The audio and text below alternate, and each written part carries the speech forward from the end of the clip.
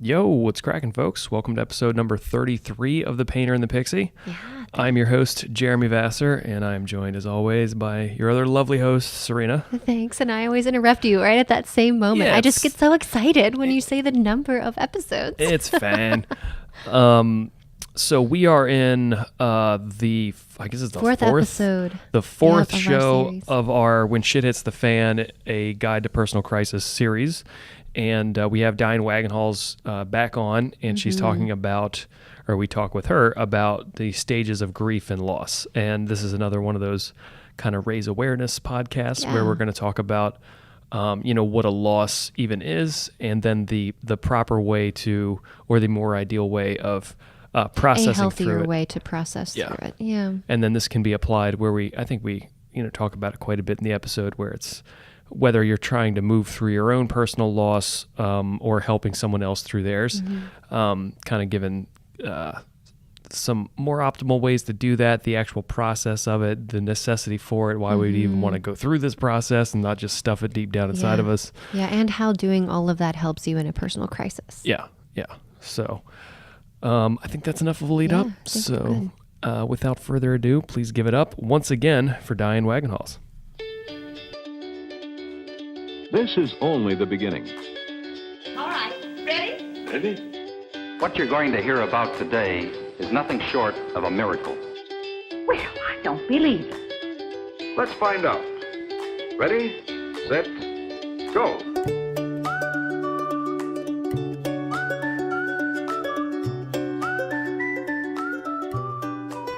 Alrighty, I'm back again with two of my most favorite people, Yeah. Diane Wagenhals and my lovely wife, Serena. How you guys doing? Good. These chairs are so fun. They are. I just realized you can spin on them. Yeah. Just like a nice little rocking motion, a little somatic stimulation, get some good rhythms going on. All right, so last episode we talked about kind of an intro to trauma and extending a little bit more grace for those of us in crisis, and whether or not it's your own personal crisis or you're helping someone through it. And then one of the things that I know it's kind of one of your jams, Diane, is that you've taken a lot of people through the stages of grief and loss. And I thought it would be a good idea to kind of set the stage for like what would kind of, I think some people may not know what would constitute a loss, where the obvious ones are, we were talking about this before the show, but if you were a parent and you lost a child, that's a very clear scenario where you suffered a great loss and you have to go through a grieving process. But there are a lot of other things that are, Serena mentioned smaller losses that people might not know that you still would be a good idea to go through these stages of grief and loss that we're going to be talking about. So there's tangible loss and intangible loss. Okay. Well, we'll start it there then. Yeah, let's jump right in. This is a pretty cool episode because we're going to, help people deal with these things. Yeah, at least that's the goal.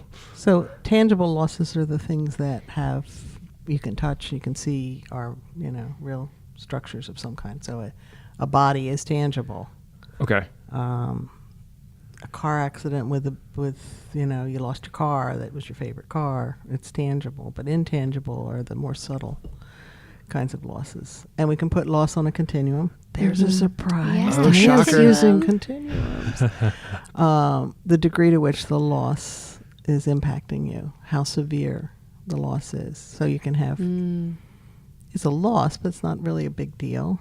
And I guess an analogy is, if somebody gives you a punch in your arm and it hurts, but doesn't cause a bruise, but for that moment it hurts, or it bruises, or you have tissue damage, or it, breaks a bone, or something even worse, you can say you still all was because somebody punched you. Okay, I gotcha. Yeah. So, but some things just very naturally heal pretty quickly, and you don't have to go through all these different stages in order to resolve. Gotcha. Or heal. So I think that's a good starting point to think about that. And I guess in terms of, I like to sometimes pad things. Have you talked about padding? We have not. I think I have padded things, but not labeling them, padding them, because I learned that from you. So, but continue. You can explain it. Thank you. And actually the term, I wish I knew the participant in one of our classes who took the concept and made it the acronym PAD, because I talked about the three components of a PAD. A PAD is about predicting, acknowledging, and disclaiming. And it also is a way to prepare somebody for what's coming, which is the prediction part of it, so that they can brace themselves or anticipate or whatever, so that they're ready for it. And then acknowledging things it's kind of a little bit like the predicting, but it's saying, here's some things that are true about this. And here's some things that you need to know ahead of time. And then disclaiming is all about, this is what I can't explain to you, or we can't do, or this isn't going to happen. So they kind of go circularly because they all kind of predict some kinds of things about what's coming. But it, to me, is a way of promoting safety in any conversation. And it also can help build trust, because if I can predict and acknowledge and disclaim things, I'm showing how much I want to care for you. Right. It's like a super nice thing to do. It is. Yeah. And then it's, putting you in a padded room, and you can take it all different directions. Yeah. So when it comes to talking about loss, as people listen to this, my encouragement is to recognize if we say some things here that are new to you, you might have a surprising reaction of an awareness, an aha, that could be painful. Right. And therefore you need to be able to protect yourselves. And so you have permission to turn this off if you need to. Yeah, that's a great pad. Or take some time, either in your own head or even better with somebody you care about, to say, I've just realized I had losses that I never even thought were losses. And that helps explain why I have the sadness that I have, or some of the other reactions that go along with loss. Yeah. So, shall we start with the stages of grief, or do you want to start with like what would also like different types of losses people could suffer? Why don't we start with sort of defining loss? Okay. And loss means something's taken from you, I think, is the simplest way. Yeah. Something that you feel entitled to, believe you were entitled to, something you owned, something that was really important to you, and all of a sudden it's either completely gone or it's broken, it's not as much as what it was, and it leaves you with a sense of powerlessness. Something's taken away and you can't necessarily get it back, or you're going to have to work really hard to get it back. And there are feelings that go along with, there's sensations that go along with those losses.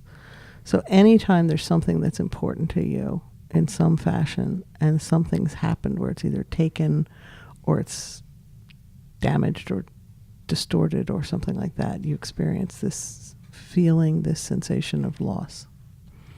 Okay. So, like I said, it doesn't have to be tangible. Right. I mean, because you could have, a relationship that's no longer, that dissolves, or, people are, you could have a boyfriend, girlfriend, they break up and that relationship's no longer there. That's a tremendous loss. Or like getting divorced, that's a huge loss as well. Well, even the loss of images. I mean, if we take some people, with the whole Me Too thing, and then, celebrities that you thought were one way, and then they turn out to have this other side to them. Bill Cosby. Right. The loss of the image of somebody you respected, and that takes away something from you. And it also takes away, I did a single parents group many, many years ago, and it was like, it takes away some of your own ability to trust yourself to be discerning. That I could see that, yeah. Yeah. And so losses can rattle you inside because maybe you trusted, and it turns out that trust was betrayed. And what does that say about you and your ability to figure out who you can and should trust? But I'd say like the super unexpected ones that are so far off from your yeah, they're shocking as well. Yeah, those are extremely I think that's, not to go back a little bit, but Bill Cosby was such an extreme example because he was the father figure. He was this respected, upright, moral. I mean, Dr. Huxtable, and then he turned out to be this tremendous villain. Hyde kind of thing. So, and it's like, I mean, that rattled a lot of people's view of like, decades. Yes. He was, so I mean, that's, and what you said, where you feel like your judgment is off, it's kind of like you feel like you've been duped for, and then you're like, well, who else is like this? It kind of starts to sow some of those seeds. It makes you seeds. skeptical. You become cynical. Because once that's happened, then you start to think, well, could happen to anything, anybody, and I'm no longer willing to trust. Yeah. And then I miss out on all the things that trusting can bring. And part of that, like, I'm no longer willing to trust, but I'm no longer willing to make accurate judgments on what to trust. Yeah. So it's like It doubt in the relationship, but doubt in yourself. Right. Also. So loss can create a lot of that self-doubt. Right. Yeah. It's a whole fun bag of things. Oh, it's so much fun. Why do you bring me on here and talk about fun things like this? Because you've spent an inordinate amount of time thinking about this stuff.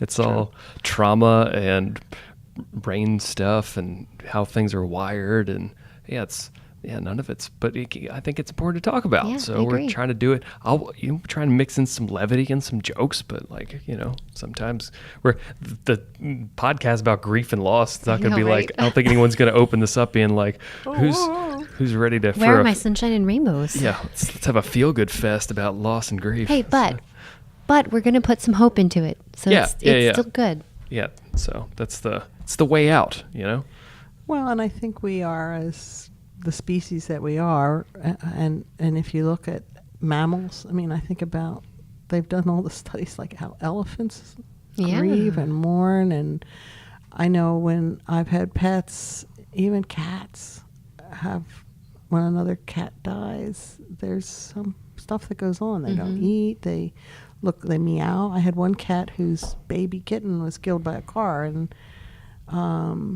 that cat walked around the house just yowling for weeks, and it was like, wow, I have a cat that's in the grief process. Yeah. So I think it's a part of who we are, and it's a part of our humanity. So I think we need to honor it. Yeah. And this was, I was thinking a lot about the stages of grief this week because I mentioned this book in the last episode, but it's Lost Connections by Johann Hari, and they talked about in the DSM, Diagnostic and Statistic Manual. Yeah, if you have a loved one die and you're sad about it, you're like technically depressed. Yes. And they will give if you. If you're sad about it for more than 2 weeks. Yeah, and they 2 weeks. They cut that way down from, it used to be like a certain amount of months, like 6 months. And it's like, no, there's a normative grieving process, but now they'll give you drugs to mitigate that. And I think that's a big issue I have. Pharma is saying, oh, we could give people all kinds of, and it's like, antidepressants. And that's kind of been a theme of this show, is that there are biological responses to things we experience in our life that are perfectly normative, that sometimes you have to go through the process instead of trying to mute it with drugs, right. or even being diagnosed as having a condition. It's like, no, you experienced a loss, and then you've got to go through these stages of grief to kind of almost rebuild your constitution and reintegrate things into your mental landscape before you can move forward. And that's okay. It's a process of healing. Yeah. And you learn things. You learn that you can survive it, and you learn to treasure things more that you might lose someday, but you find even better ways of honoring and treasuring what you have. Yeah. And that's part of it. Talking about we've hit a lot of things of like what a loss can be, and it can be like a pet dying, a loved one dying, a lot of death that I mentioned, but that's a big tangible loss. Right, that everyone will experience. That's the obvious one. It's an obvious one, yeah. Because that person, when they pass away, they're no longer here. So it's not just that powerlessness, and you can't do anything about it. Yeah. And also I remember reading something where they were talking about when people get divorced, you also lose all the information that you stored in that person. Where if you have like a husband-wife, they're like, well, my wife always knows where this particular measuring spoon is. I never remember where it is, but I know if I ask her, she can tell me where it is. And then when they're gone, then it's like you lose this whole other segment of knowledge that you had stored in this person, and that's another big loss. It's not just the loss of the relationship, but that the ramifications of that. It's like lost knowledge and like kind of your way of life. So that Serena mentioned earlier too, like you you could even just change plans on somebody and they really had a lot of expectations they were putting on that, and you just said, oh, I can't make it. That can be a tremendous loss for people too, where they have,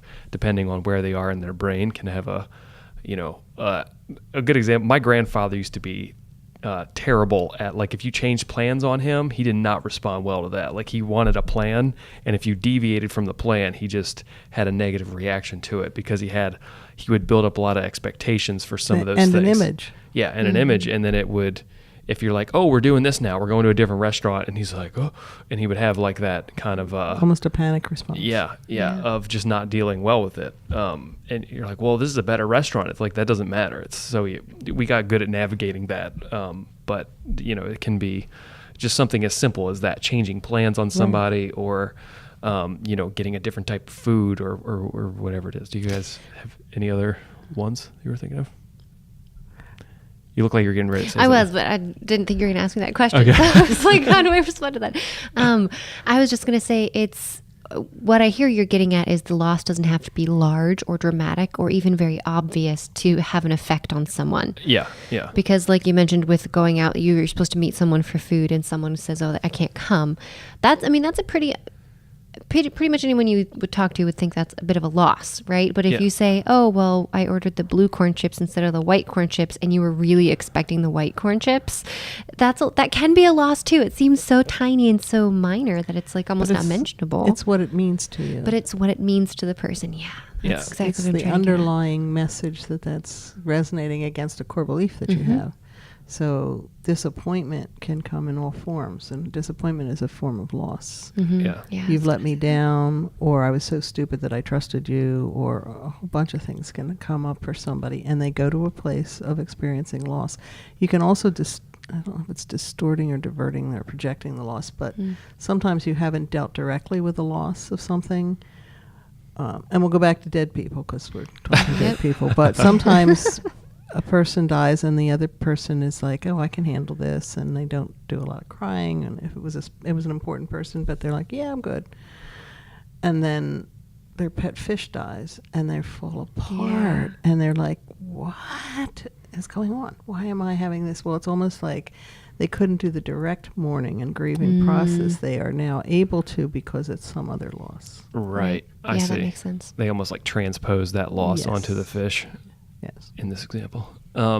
So, because the reason that I wanted to just set that up is that, like, kind of when you would use the process that we're about to talk about, like in your own life or in the life of somebody else.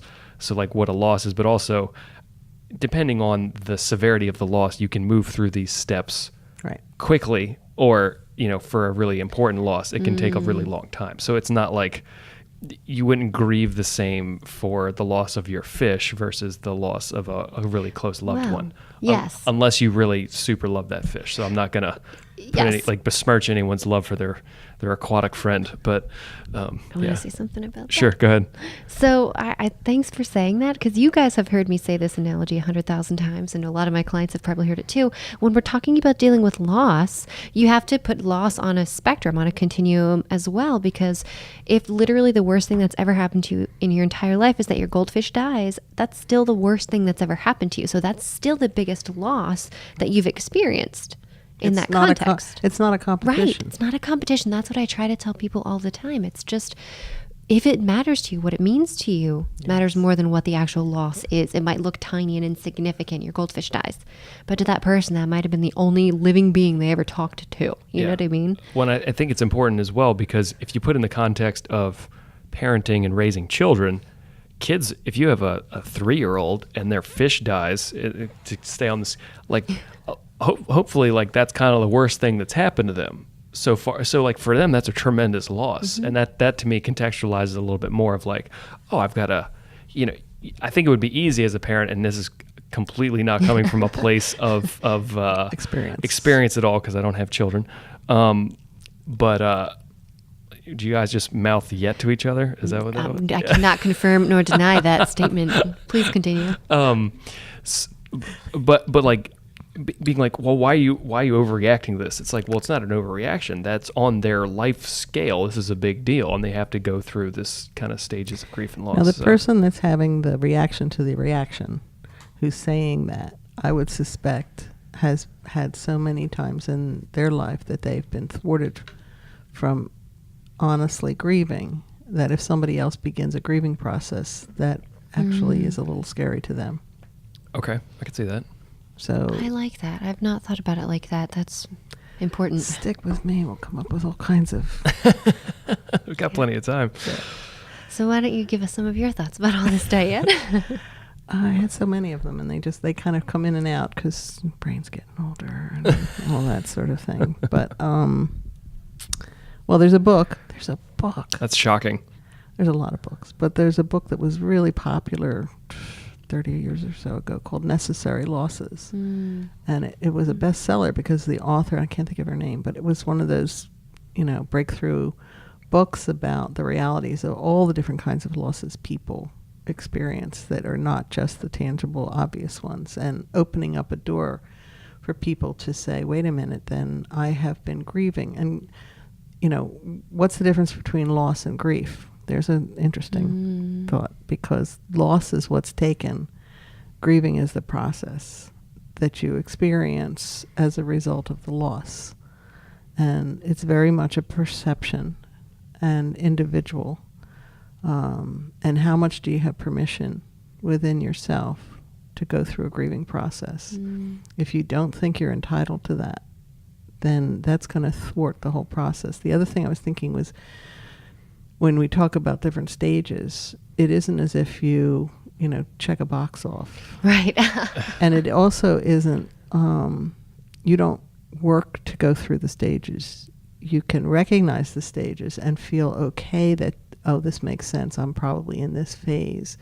But it's a process that happens within you, not because you are purposeful in doing it. The other thing I thought of, because I've written about trauma and grief and loss in some of the curriculum, and in one of the videos, I don't think we use it anymore because it's too old, but it kills me sometimes. They're so good. I believe it was a 2020 show, and it was all about loss and grief. 2020, man, that's a throwback. 2020 still on. Is it still on? I have no Jeremy, idea. ABC, Friday nights, 10 o'clock. I don't watch network television. I'm Sorry. in bed by then. But go on. What was the video? Life is just beginning at 10 o'clock at night. This was a young physician who had lost his father 10 years before he graduated in medical school. And he had videos of how his dad had encouraged. His dad was like it was a blue-collar worker, a very respectable job, but encouraged his young son to go to do more.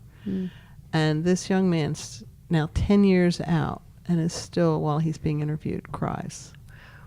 And he doesn't want to get over the loss. I think sometimes it's not about, I'll grieve and now I'm over it. Many times it's, I'm probably going to grieve for the rest of my life. I will be able to deal with this better. I won't be raw the way I am when I'm first grieving. But this is not a process of saying I get out the other side of this and it's done. Now, that doesn't mean every time you lose something, you're never going to get over it. But there are certain losses that I don't think we're meant to get over. We get through them. And sometimes we grow in our abilities to be very empathetic with other people because we get what that's like. And that's a way we can connect with others. And grieving in community is much better than trying to grieve by yourself. Yeah. Would you kind of correlate that to something similar, of like you experiencing a wound and then it heals, but there's a scar? Yes. Something like that? Yeah.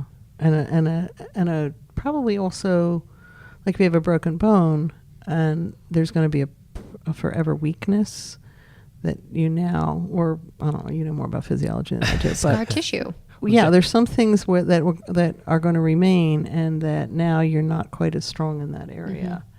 But you learn how to compensate. What do you think also that going through and grieving, I mean, some of the things that I've grieved in my own life, I feel like have made me a stronger person.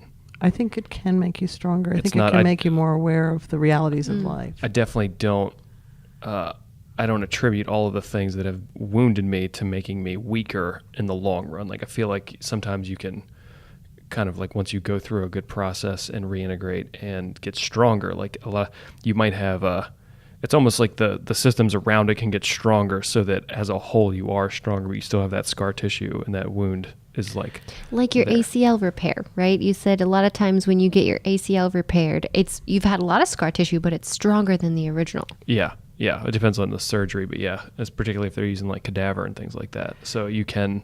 And I'm having a reaction to the word stronger. Yeah. I'm thinking, and that may be that you're stronger, that may be a part of it, but are you now humbled by it and clearer about?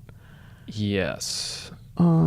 Stronger, I think, is easier just in a physical sense because you can measure it with like, if you blew out your knee, you got to reconstruct it and you could deadlift more on that knee. You know what I mean? Like, because I'm coming at it from like a physical scenario, but like I would say from the experiencing a loss that would have a tremendous mental impact that you didn't have to grieve through, I think it like seasons you, almost like a maturing process too. And that in that sense, you are, the older you get and the more losses that you have, you begin to know you can survive. And sometimes it helps to recognize where you are in the grief process and give yourself permission, as painful as it can be, to not be afraid of it because you will survive. Yeah. Sorry. Go ahead. You mentioned compensating, and that's almost like getting stronger, even though there might be a weakened area. Yeah. I think that's a part of it. I think it can let you know where your limits are. True. Where before I will speak from my own experience. I'm not putting this on any of you guys. That before you have something like an actual loss occur, sometimes I used to think I was like invincible, like nothing was going to touch me. Yeah. And then real stuff happens and then you're like, oh, I can get hurt. I can. And this was true of a lot of the physical injuries I sustained. I just thought I was Superman. So I'd, just blast my body and do what I, no thought for physical ramifications or anything. And then having like a catastrophic injury, you can't ignore it anymore or work around it. You're like, okay, I've got to deal with this. Right. Where it's very humbling. As I came back to it, I definitely I've got to do way more work to stay mobile and keep my back safe and all the things that I do. But I feel like, I'm definitely a more well-rounded and stronger athlete overall. But that's because I do all these other things to compensate for the scarring that is there and all of that kind of stuff. So I think we do that emotionally too. Yeah. But I think being aware of your limits can be super unpleasant, but also very empowering as well. 'Cause it's like, we start out thinking we can do it all. Yeah, that's not how it goes most of the time. We learn from our scars. Yeah. That's right. Hopefully. Yeah. So you want these stages, and I'm going to cheat and look at my little cheat sheet here. That's totally fine. Not cheating. It's all right. You wrote it, so I feel like No, actually, this is from Jean Elsley Clark, who wrote a book called Connections. And a lot of stuff about connections in these books. Yeah, they're important. I know, that's a theme. And I know I didn't put page numbers. I'm sorry. It's all right. It's all right. I'm just thumbing through. I'll find it. You keep going. So, and she actually wrote this after 9/11 because she was trying to address some of what the grief process was, that everybody who was exposed to that, there was a universality of grieving, even though that was individual for each person and what that experience meant to them. And some of it was what ages, very young children can't understand. Yeah. They have magical thinking. So it isn't until about the age of 7, which is called the age of reasoning, that they have this horrible realization that a lot of losses are permanent. That's a big shift in their understanding of the world, and very painful to get to that. But anyway, she says the first response, or one of the early responses, can be denial. And that's part of the shock, and that's part of, no, that just can't be true. Like if somebody gets a bad diagnosis, they can sometimes just say, oh, that has to be wrong. I'm going to go somewhere else. I'll get a different opinion. This can't be. Right. And so there's the shock piece of it that will lead to denial. And then the second one, she says, is protest. It's the angry reaction to having something taken away. So if you go back to 9/11, there was a lot of anger that came out pretty quickly about you got to be kidding. Somebody's attacking some from another country. Are you serious? And the protest comes, and then the sadness piece of it. Most people think grief is about sadness, and it is, but that's not all that it is. But the sadness is that emotional part. That's the part of your brain, the limbic part of your brain, that's going to cause you to cry and cause this feeling that you have that we call sadness. And then you have the somatic symptoms of that. If you've ever, right before you cry, you can feel your throat constricting, and you feel the tears coming, and you can have it in other parts of your body as it overwhelms you in your senses because the sadness needs to be expressed. Yeah, that's a weird thing. We like leak out of our eyeballs? I know that's like how you express a lot of sadness. And I know they've done research on there's different components of tears, whether the tears are tears of, you got something in your eye and it's irritated versus tears of sadness. There's different, when they study it under a microscope, there are differences in our tears. That's a whole other That's stuff. fascinating, Sorry. yeah. I know. I am Cliff Clavin of trauma and stuff information. Yeah, and I think too, to say sadness, but you can also experience other emotions in that time too, right? It's not just sadness. That's what I want to mention too. Yeah, that's a good point. And it's okay to have those emotions. Right. Sometimes you're simultaneously experiencing relief. I know when my father was going through the final stages of his life, and I knew that he was losing his dignity, he was losing his abilities. He knew it too. And I was grieving for him for what he had lost up till, in the last maybe 2 years of his life. I had grief over that and sadness. And then when he did die, it was sad, but it was such a relief too, that he was no longer struggling and I was no longer struggling with how do I support him. So it kind of there's several feelings that can go in this whole process. One last note about the feelings. I want to ask a question. So do you think too that I've seen some of these experiences, and in grief, I think sad often can be expressed as angry. Yes. I think that's a really common expression to recognize, is when you're really sad, it's like, I'm so sad and I can't do anything about it, and that's what then you next feel. Well, powerlessness, helplessness often gets combined with anger because that's so frustrating when you can't do something. Plus, if you have learned to give yourself permission to be angry, that's okay. And this may be not to be stereotypical, but I think for men, the idea of crying and being an emotional mess, you're not a mess, but that's what it can feel like. Overwhelmed with sadness can make you feel powerless. Anger, on the other hand, is a part of being more assertive and more aggressive and more in control. There's usually more action associated with anger. Yeah. So you guys get angry and they do something. Whereas if you're just crying, that's what you're doing. Right?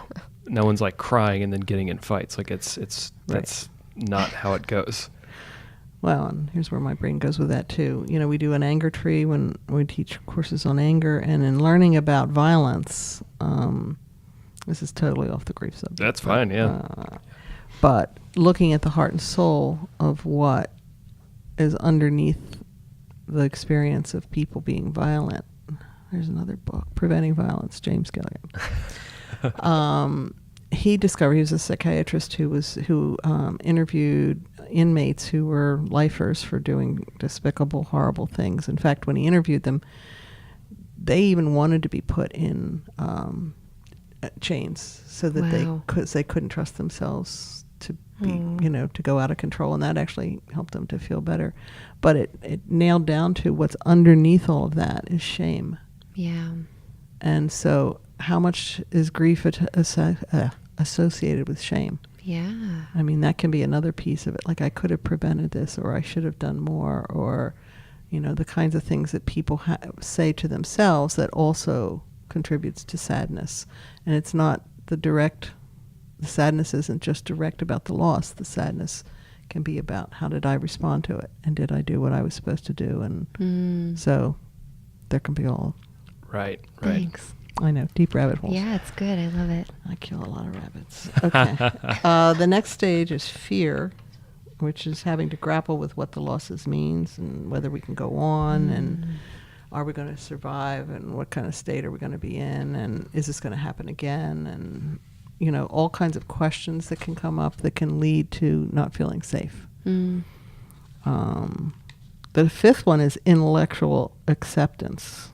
And it's important to say it's intellectual. Yeah, good distinction. Yeah, because you're not fully accepting it, but you're letting your mind process it intellectually. It's a cognitive. And so we can now get more objective. We can get more clinical with ourselves. And that can bring some peace, because now we're not just this mess of emotion and all that. We're actually calming ourselves by being intellectual, but we're not really grieving. If you stay with intellectual, you're not letting yourself go through the pain part. You almost have to adequately experience the pain of the loss in order to do the healing. It's, if we use the body, it's like if there's an infection of some kind, if you don't get it out, you can cover it up, but it's going to still be in there. Right. So after intellectual acceptance is emotional acceptance. And that's where you can think about, can you embrace your feelings? Can you accept for yourself all the different kinds of feelings? Betrayal's a big loss. Yeah, that's a really big loss. It's a really big loss when someone you trust turns on you. Just doesn't, and maybe you over trusted them. That's another piece of it. It's not fair to trust somebody if they're not able to be trusted in that. Yep. Right. Like a misallocation of trust. Right. That's Yep. good, Jeremy. Yep. All right. All right. So that's the emotional acceptance. The seventh stage, Dr. Clark says, is new attachments. And that's when you can move forward and get involved in other things. That's part of, if somebody goes through a horrific divorce experience, if they do enough of the grief work and the other work that needs to be done, especially figuring out why did you get in this relationship in the first place, and that's a whole other subject. Yeah. But at what point moving forward to be able to consider engaging in some other relationship is a sign that you're kind of coming out of Yeah. some of the grief processes. Well, I feel like the new attachments can be something that pulls you out of it as well. Because a really natural response when people in like a more like a less charged example is like when people's dogs die. Yes. A lot of times their next move is to get a puppy, because now you have this external focus, and then new attachments start to form around this new puppy. Not right away most of the time. And what can happen is if people do it too quickly because they don't want to feel the loss, they want to substitute the new puppy for the loss, then the pain of the loss is still sitting inside. I gotcha. Right. They haven't processed that. They've just diverted their attention. That's part of denial, probably. Gotcha. Yes. Okay. Yes. So I've just seen it as a common response. I think it is a common. Yeah. Who wants to feel a lot of pain? Raise your hand. It's just not, we're going to normally try to avoid, resist, run away from experiencing pain because it hurts, obviously. Duh. Pain is hurt, right? Yeah. So being able to go into it and know that you'll survive it and that you need to have times of expressing it. That's why it's important to be able to cry. But and I don't have an answer to this one. Is it better to go when you're in pain and curl up in a ball and cry by yourself, or go to somebody and say, will you hold me while I cry? And I don't think there's a right or wrong answer. Is there a right or wrong, or just like, is that a personal preference? Different circumstances. But I do think here I come back to attachment. I think, and I have insecure attachment issues growing up, so I can't quite relate to what it means to be fully secure in relationships. That's a whole other subject. But I think when there's a lot of security in attachments, your natural tendency is to cry out to somebody else and want to be comforted by them. And a lot of times it's physical comfort. A lot of times it's somebody holding you while you're crying, and you feel their acceptance, you feel their love, you feel their patience with you, and that there's no rules, there's no time limit, they're just going to be there for you. I think that's a beautiful way for people to be able to grieve. And I think that goes back to what we talked about in our last episode about trauma being somatic, physical, right? And then you have this grief and you want to have positive somatic experiences to deal with what's going on that's so negative internally. I think that makes a lot of sense. And would that also, this process, be important to kind of, you mentioned that crying out is one of the responses to a trauma as well. Right. Like crying out for help. Is like if you're raising children, I would imagine it's good that if they suffer a loss, that they know that they can grieve it out with their Right. parents. Right. Where I don't know if that's a common thing that gets instilled. Right. How many times are children told it's not that big a deal? Yeah. Get over it. You think that's bad? Let me, there's a competition sometimes. Yeah. You think you had a loss? Let me tell you about mine. Yeah, and you're like, kids can't understand that. Yeah, you're trying to top talk a 4-year-old. Of course, you've had worse experiences. They're 4. Like, it's, Right. How bad can it be? yeah. Well, the whole thing of this makes me think about the idea of puppy love, for teenagers or whatever, that first big love of, and then their heart gets broken because something happens. And, well, it's just puppy love. Well, no one takes it seriously. Yeah, that's no one a takes good it point. seriously. And it's really serious. It's the first time you've had that experience. And Oh, it dude, should, and and they it- should have. That shit hurts. Woo. Gotcha, huh? Yeah, it's what do they call it? You're feeling a response to this. It's what it being all the Twitter pated. It's from Bambi, Yeah, it is from Bambi. right? Yeah, Twitter-pated. just like it, but That it's new that puppy love It's that puppy sensation. love. It's just Yeah. everything's like, oh, Well, there was a song back in the 60s or 70s. I'm not going to sing it, but it says, and they called it puppy love. Yep. yeah, And, I think any time that you have the first love and then the betrayal of that love It's a and the big deal. pain of that, firsts are, the first time you do something, it's more powerful than when you do it later on and you've built up, we'll go back to scar tissue, I guess. You've built up some strength that comes around it that you've had the experience of knowing you're going to survive it. If you don't know you're going to survive something, that's a whole different place of fear and everything else. Yeah. right, yeah. So going on Yeah. with our stages, So we just left new attachments was what we we did. Yeah. So now the number 8 is forgiveness, and this is when we move behind vengeful, angry feelings and our sense of loss to allowing our understanding to bring us to forgiveness. It's not a substitute for justice. And That's a good to point That's a out, really too. good point. There still is a need and a right for justice to be served. Forgiveness involves another kind of letting go that comes from perhaps understanding that evil people exist in the world, and these people do evil things probably because they were brainwashed, coerced into believing something from the time they were little children, and this was 9/11, so that they should hate America, or they should hate anyone not of their faith, and so forth. So this is about letting go of hatred and bitterness, because that's toxic to us. Mm-hmm.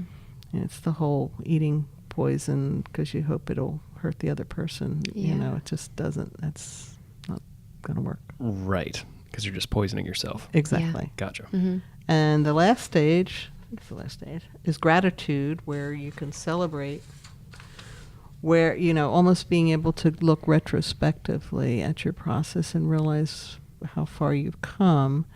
And often now this is going to change who you are, because you can be not only very accepting and loving towards yourself and appreciating the losses and the pain and the violations. Sometimes those losses are about being violated, to recognizing that it has made you a person who now understands that. And then in the relationships you have with other people, you can be so much more compassionate. You can, because you know what you needed, and the extent to which your needs were met also helps you know how to meet other people's needs. Yeah. Right. And then it seems like some of the loss, it can be a loss of who you once were. Because if you go through Sure. some of these things, you're in a different spot, and then you're like, oh, I kind of liked how I used to be, but now I'm this way, and I can't go back. I can't go back. It's, Yeah. again, like Neo coming out of the Matrix. Like, it's, Right. you know, I think this is why so many movies that have a profound impact, if you study them, you can see that there are themes that have to do with some of these life themes. Yep. And it's being acted out indirectly. So it resonates without you knowing why it's resonating so much. Sneaky. yeah. Subliminal. Yeah. Or it's you're resonating with deep themes, that are it kind of they're cross-cultural, they cross-generational. It's that's why that's why the classics are the classics. Yes. A lot of the times. Yes. So, was there anything else on the tail end of that gratitude situation, or did we make it through all the stages? Well, we made it through the stages. You can take that. But this is looking at the positives of it. And then there's other things that are part of, Dr. Kubler-Ross was the first one that went through the stages of grief, but people have since added to that. And some of what can help with the grieving process is figuring out how you honor the loss through things like rituals.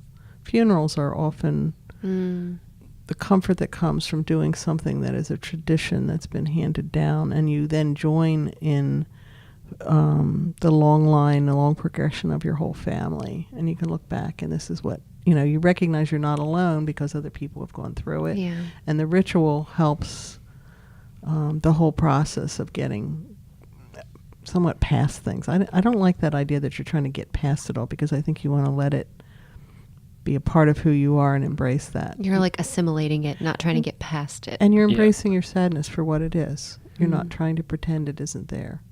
Now, how does sadness correlate with depression? And then there's regular depression, and then there's clinical depression. Yep. And that's what the book Lost Connections, did such a good job talking about, I thought. Yeah, I thought he delineated that nicely. So I think, through the last couple podcasts we've been doing, and when we do our wrap up with you and my dad, one of the things that I wanted to do is kind of contextualize a lot of the things we've been talking about, so that makes it a little bit more accessible. You and my dad are good at talking about, like, now that some folks might feel like they're pulled out of the matrix, what do you do now that you're out? What do you do with this information? What's the action plan we can do to step forward? Yeah, so I think we'll cover that more in the next episode. But one of the things I just I'm going to create a fictitious scenario that is, I just wanted to walk somebody through what would be an ideal way to respond to your own personal crisis. Okay. So if you had... personal crisis or a period of grief? Well, it's all the same. Okay. Yeah, because it's going to be a loss would be the crisis. Gotcha. I see. So if I was, Billy, we'll use Billy as an example. We'll say his dad dies and they were close. So that's the scenario. And then what's the proper response? Proper sounds like a little bit of a judgy word, but like a more ideal response to this loss that he's suffered. So how does someone who wants to be supportive engage with that person? Like, I guess from the perspective, what does Billy do? What does Billy do? And then what do those around him do that would be healthy? Okay. So to whatever extent Billy can recognize that he has every right to every single reaction he has. There's a legitimate reason for it. And he doesn't have to be ashamed. He can embrace the pain. He can also do what he needs to do to postpone it for a while. Right. So if, denial gets a bad rap sometimes, but there's places for being able, and a lot of times, when somebody dies, there's all the crappy paperwork you have to do. Tons of paperwork. It's ridiculous. Well, we talked about this with my dad about being the oh shit guy, and that, you want to be somebody that is reliable in those scenarios. And sometimes you've got to postpone your own grief to get things done. Because my dad was always the guy he and my mom were always organizing the funerals for people. And you've got to be in that moment. Some people can think it's cold, but sometimes you've got to delay that so that you can get the things done and be strong for your family. And then you can be shocked if a year goes by or something and you think, I never really missed my dad. And then all of a sudden... Yeah, it'll creep back out, I'm sure. If it's in there, it'll come out straightforwardly or it'll come out crookedly. So I think being able to allow yourself, remember, you're not causing yourself to go through the stages. It's more identifying them and being comfortable and and then not being too intellectual at the same time. So I think that it's funny. When my dad died, I'll go back to that for myself. I didn't cry. In fact, I came to work the next day. People were like, "Your dad died yesterday. What are you doing here?" It's like, I knew it was coming, and I was really very cavalier in a way. And I kind of knew it, but I couldn't manufacture the tears. And I realized I never kind of really grieved for that. So now it's 12 years later. Recently, I had a conversation. I was very nervous about driving because I have, those of you who know me know I've suffered from agoraphobia for many years. And so I had to drive somewhere. I really wanted to drive somewhere. Someone helped me with, here's the directions, and even offered to go with me, which was very kind, and it was sort of tugging at me. But I also knew I was going to drive past the cemetery where my father's ashes had been scattered. And I'd been by it many times. I think everything kind of caught up with me, and all of a sudden in the car, I found myself crying, and I knew I was crying for the loss of my dad. Wow. And it was all this time later, and it was ever that particular combination of things that came together that at least I knew what it was, because otherwise I would have thought I was crazy. Like, you're just, now you got to go somewhere and you're going to look like you've been. And I mean, it was the kind of those sobby cries. But I thought, let yourself feel that. Even though it's been all these years, you still miss him so much. And he was remarkably important. And the more I get older, the more I realize how important he was to me. So I think that was, so we go back to Billy. I was Billy in that moment. So for myself, being able to be accepting of your process, wherever that process is. And then I think we do try to find other people we can go to and have them be a source of comfort. And that's that kind of crying out response, or it can be. Yes. And I think that's hard to do if that's not something you feel you're entitled to. Well, and also it would be making the assumption that you are in some sort of, like in this example, Billy would need to be in a healthy community of people. Right. What if his dad was his person, That's now he can't go to his dad. Yeah. Right. And that can be tough as well. That's a whole separate series of podcasts, how to facilitate healthy communities. And we've done some on, we did one with my dad on how to have healthy relationships and cultivate that. And, we're trying to give Billy the best case scenario in this. Yeah. So if he had some other close people that he could, rely on, and that we're going to reject him in his sadness and stuff, this would be the time to kind of reach out and have some of those tough conversations or weep or whatever you have to do to process through those. And not to be shocked when you get angry, and not to be shocked if you almost feel sometimes like you want to have revenge. Yeah. Yeah. That's another piece of this, is I want to get even. I have to hurt somebody because somebody hurt me. Well, that's a little hard when it's a natural process. Yeah. And so where do you put those feelings? Yeah. When it seems like just looking at the first 4 stages of grief and loss here, it's denial, protest, sadness, and fear. None of those are fun. And well, I think it's tempting to, you alluded to this earlier. It's not like looking at this, be like, I suffered a loss. Now I'm in denial. Okay, denial phase, check. Now I'm going to move to protest. It's like, I would imagine all of these are going to be happening at once. Or some of it out of order. Or like a combination of them. Absolutely. At and the you same may time. repeat the same thing multiple times. Right. That's why it's not a checklist. It's not a checklist. It's not, some sort of a, you have to go 1, 2, 3, 4. There's not rules. These are just observations people have made. Yeah, of people going through this process many, many, many times. So if you are the support person for somebody, it can be helpful to check in with yourself if you are responding to them in ways that provides the compassion and all that. I happen to have right in front of me some of the toxic grief messages people sometimes transmit. Ooh, so these would be this not ideal. Not to do. Yeah, these are Billy's shitty friends telling him this stuff. Yeah. So toxic grief messages. You'll get over it. Oh. Don't make a big deal of it. Puppy love, right? Let it go. Let it go. That's a song, right? Go. Yes. Yeah.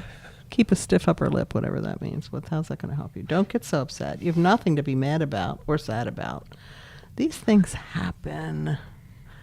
Don't It's a natural process. It's natural, which means you're not supposed to feel.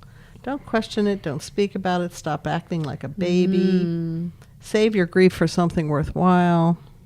Ooh. Serves you right. It's been 6 months now. Isn't it time to get on with your life?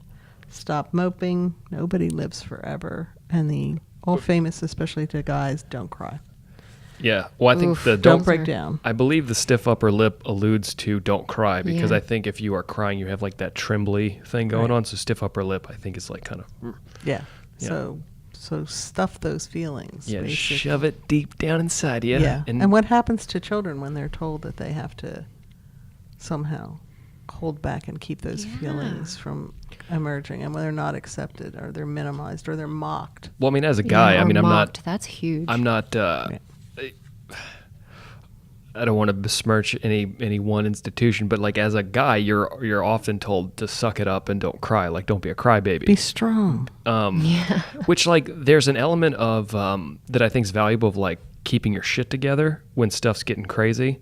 But That's different. But it's they just get cross.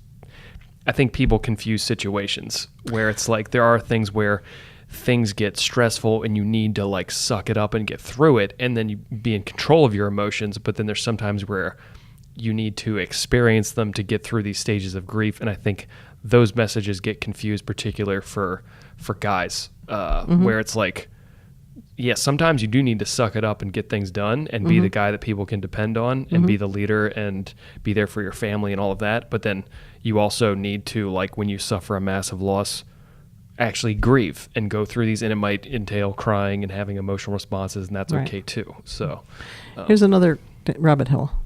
let's do I it. wish there was a noise for a rabbit hole, just to warn you ahead of time. I'm sure I could come up with something. Please, you work on that.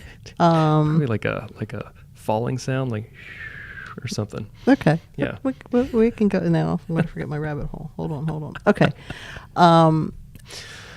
Here's a sidebar, is that there are people who are almost happy that they can be in a grief place and get all kinds of attention, and they're almost like professional mourners or martyrs or victims with a capital V, and that they not because they're choosing to, but they're in a role. They're in the poor me role, which is different than a legitimate being able to feel and experience your loss.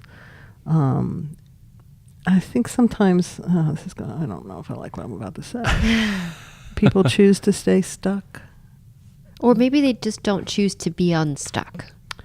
Yeah, but still there's a driving underlying distortion of a need, and it's attention seeking, or it's an image they have of themselves in order to be able to comfort themselves.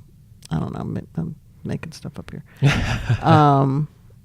To comfort themselves because they don't have another safe, healthy, direct way to do that they get caught into that web. I could see, I mean, if they have a crooked way of getting their needs met and Yeah. they don't have a healthy, slightly less crooked way to do it, you might end up not moving forward or staying in that role. You're almost happy to be in the role of being sad, if that makes sense. Yeah. Like it's satisfying somehow. Yeah. So that's a tough I was just thinking of Winnie the Pooh came out this week, or Christopher Robin is the name of it, but I was thinking of Eeyore. And he's like constantly just, the whiner. Yeah. The life is, negative. And there are some people who tend to see the world as, it's like the glass half full versus half empty versus has a hole in it. And other thing. So wait, can we go back to what you were saying about these negative messages for a second?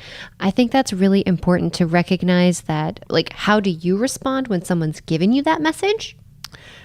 Right? But also, what other messages can you offer in place of that? Because a lot of times I think people who have been given these messages give them right back. So if, for example, the adult was not allowed to grieve or move through this process or was told these things forever, they're going to do that to their kid when their kid's experiencing loss that they don't know how to deal with it. Yeah. We pass along a lot of our core beliefs because we want to reinforce them, and if you'll take my core belief as a good core belief, then it reinforces for me that it's a core complete. There's just one more I want to say that's the negative, which this could home with a lot of people is, it's God's will, just accept it. Oh, man, you can do a lot of damage with that one. Yeah. Yeah. Well, I feel like a lot of these, to me, they all just feel so belittling. It's like They're shaming. they're shaming. They're minimizing. They are criticizing. And I think they're particularly nefarious when they come from places of power. If they are coming from Yeah. someone who's in, and what I mean by that, Authority. someone who's in a position of authority over you.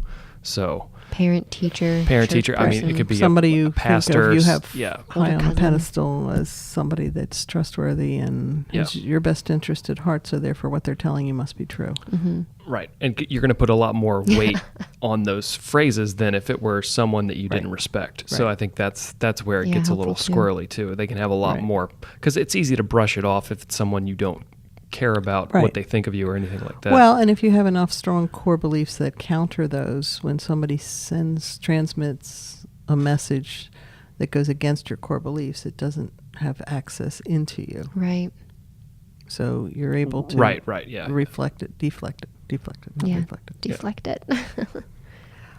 So here are some of the healthier messages. I was going to say, I think Yeah. there's Can we there's got to be have some that good ones. Yeah, Yeah. let's do uplifting? that. That's much better. Take your time to grieve. It is okay to make a big deal of it. There's no perfect or right way to grieve. It's okay to be emotional, cry if you want. You can also feel so angry about this, no problem. It's hard to understand why some things happen. It's okay to question this. It's important for you to talk about it. It's okay to feel like a child. Your grief is worthwhile. You didn't deserve this. Take your time. I think I said that one before. There's no limits to how long the grieving process should be. It's okay to feel sad. A lot of these are redundant, but the same general messages of self-acceptance and even cherishing. Yeah, given some space. Right. It's hard to accept this. It's fine to be sad. While it may be God's will, and let me get this whole phrase here, you still can have the feelings that you have.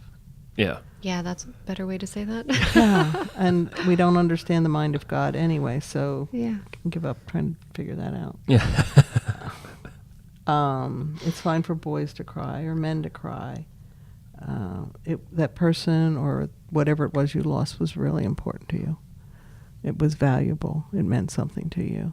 That's the acknowledgement. That's the listening response. Yeah, it's much more of the hug response, which we did go over. We tried to do you justice when we discussed it. I'm being very teasing, by the way, about Yeah. needing to have credit for stuff, because most of my stuff comes from other people's stuff, so Yeah. let's just pass it along. But what I love about these statements, like you said, it's hearing, understanding, giving back, but it's giving permission at the same time. You're allowed to feel what you're feeling. That is so invaluable to people. Right. And Well, yeah. I'm willing to fully accept and embrace you wherever you are right now. And there's no time restriction. There's no limits. Now, there probably has to be some limits if it's a toxic situation where, like I said, a person is draining you. If you're the one that's doing the caring and the giving, if somebody is unfairly taking, then there needs to be some way to set some boundaries. So that's a whole other dimension of this. Yeah, yeah. Well, we did talk about healthy give and take, and this Fair would be giving a and taking. fair give and take. But it seems like there's being the person that's responding to the person in crisis or going through a grieving process is that you're trying to create that sense of safety so that it allows them to kind of move through some of this stuff. Right. And a lot of the not good statements to give them were all about like, you need to like stop doing this, stuff it down inside of Don't you. express anything. Right. Like, Aren't you done yet? just like get over it kind of a thing. Which is Stop like, being inconvenient to me. yes, yeah, because it's not a fun thing to sit through someone who's grieving. That's not like you would rather be around someone who's positive all the time. It's like, well, that's easy to do, but giving them a sense of space and safety, and then of the person who is experiencing the crisis, knowing like, okay, I'm going to have some stuff bubble up. If you can be this cogent when this is going on is a different topic, but I need to find some safety, some safe people to cry out to experience some of this stuff with, to process things through. And those are, the relationships that I really value are like those people. Like when shit does hit the fan, who are you calling? Who are you talking to? Who are you processing with? And like if you're the person experiencing crisis, you want to find the safe people to process it with and to move through it, because it's like you always say things like a reason, a season, a lifetime. Like there are certain times that are more, if you suffer a loss and you're breaking down crying and you're, weeping uncontrollably, if you're driving your car, you want to pull over so that you're not endangering anybody else. Right. Like kind of that equivalent in your own personal life. Like if you're having these, really hardcore emotional responses to it's like you got to find a place where you're not having such a negative impact on those around you. Does that make sense? What I'm saying? Okay. It also leads another rabbit hole. Yeah. Make your noise. What's your noise? I don't. There's research. This is Naj's stuff put on in like a newer context. Naj is the one with the contextual therapy, the ethical dimension. Yeah. Have you done the other stuff? We've just talked about the ethical dimension. That's a really powerful, important subject. Anyway. Yeah. The importance of being able to be altruistic, to be able to give back, to be able. There's a book. Oh God. Shocking. Another book. Healing Invisible Wounds. Who's the author? Can't think of his name. Anyway, part of the healing process is if there's some value to the loss and being, think about how many times people who have experienced something terrible form self-help groups for other people who have been through the same kind of thing, because they can now relate and they have something to give or contribute that actually helps them with their healing while they're helping other people go through the experience.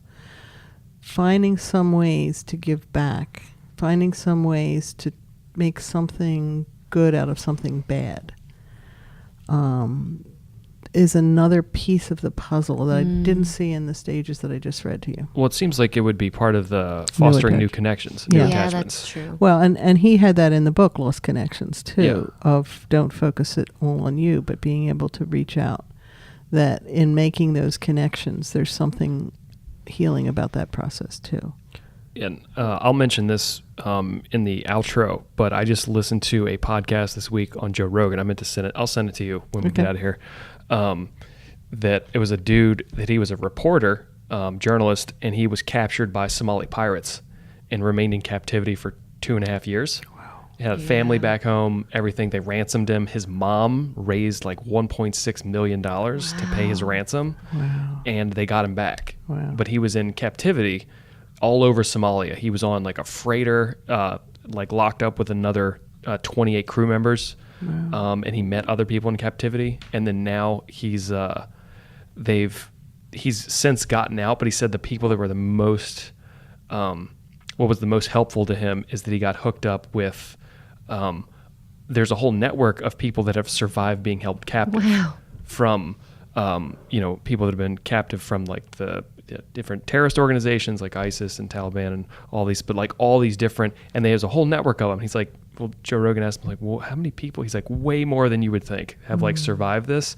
So talking to, he's a part of that network now where they've helped each other. And he said it was just incredibly helpful to talk to someone who's been through something similar. And then like, how did you reassimilate into your old life after living this such a different way of living and having that group? It just reminded me of, he got all these new attachments once he came out of it. It was very helpful for him to talk to people that had been through something similar, which is another reason you would have those help groups. It's like I'm not grieving in vain. The loss was not without something.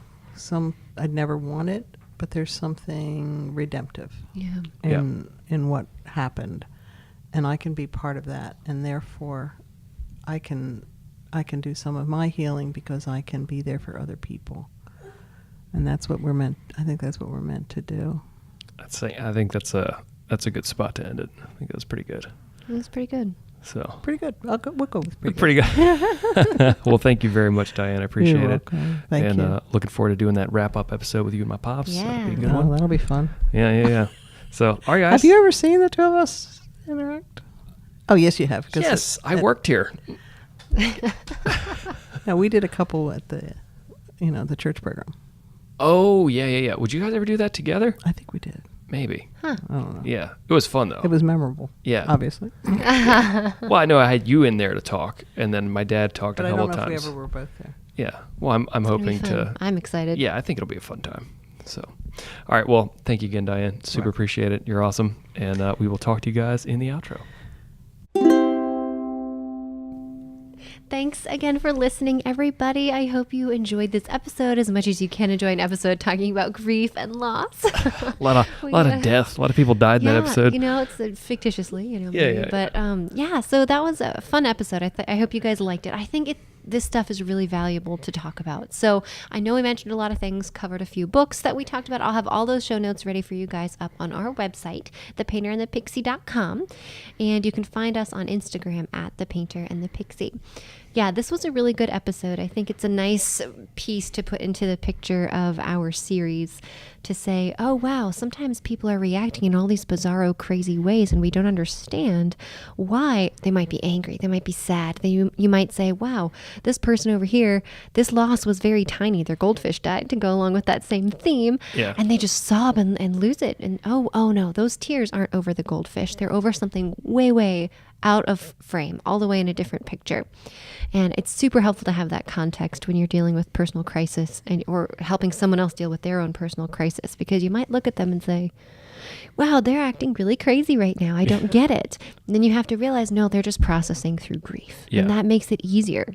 Right. You're right. less judgmental. It makes it easier. Yeah, and then what one of the phrases my dad says is that what you see isn't what it is. So Yeah. it's kind of this stuff. When I learned it first from Diane and my dad, it was very helpful for me to be much kinder and more gracious towards others and myself going through processes like this. So, it's like we said, not the most fun to talk about, but I helpful. think very, very necessary and useful. And that's why we're kind of couching this in a tongue-in-cheek series called When Shit Hits the Fan. So we're going to have Diane and my dad back on next week. Yep. And hopefully contextualize, now that we brought in a lot of awareness to some of these issues and new subjects and topics that a lot of people might not have been aware of. So now we're going to, in the final episode of the series, is going to be about how to,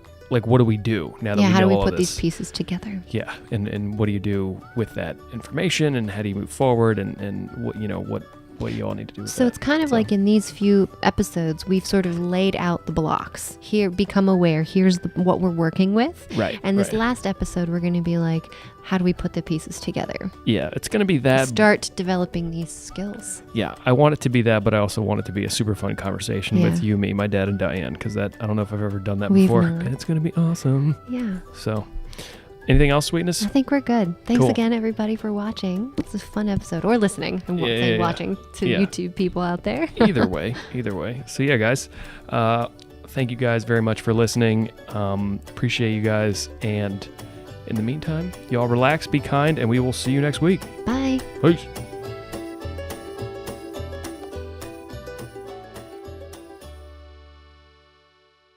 Amazing.